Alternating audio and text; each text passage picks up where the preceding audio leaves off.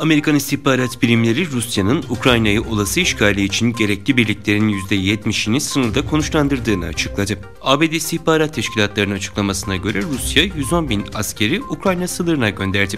Amerikalı yetkililer Rusya-Ukrayna sınırında asker konuşlandırmanın bu hızla gitmesi halinde Şubat ortasına kadar 150 bin Rus askerinin işgal için hazır edilebileceğini kaydediyor.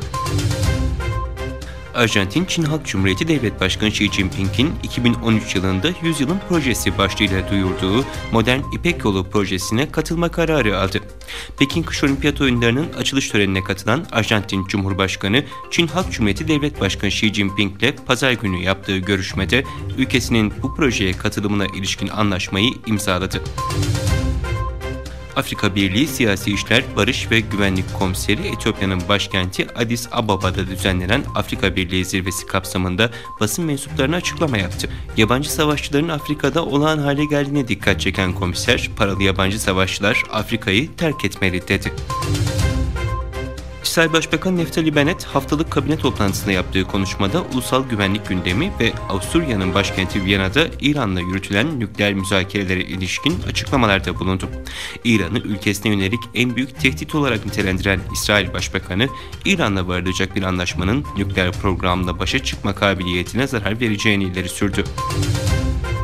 Birleşmiş Milletler raporuna göre Kuzey Kore uluslararası yaptırımlara rağmen nükleer ve balistik füze programlarını geliştirmeye devam ediyor. Birleşmiş Milletler uzmanları hazırladıkları raporda Pyongyang'ın Ocak ayı boyunca kısa ve orta menzilli füzeleri test etmeyi sürdürdüğünü ve bunların sayısının arttığını yazdı. Avrupa'nın doğal gaz depolarının doluluk oranı geçen yıl Ocak sonu itibariyle %52 seviyesindeyken bu yılın aynı döneminde %37,5'e geriledi.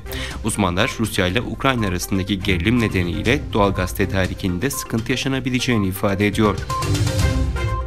Çin'in Stockholm Büyükelçiliği önünde toplanan İsveç Uygur Maarif Derneği üyeleri Guca katliamının 25. yılı nedeniyle bir protesto gösterisi düzenledi. Guca katliamı kurbanlarının fotoğraflarının yer aldığı pankartlar taşıyan göstericiler 2022 Pekin Kış Olimpiyatlarının boykot edilmesini istedi.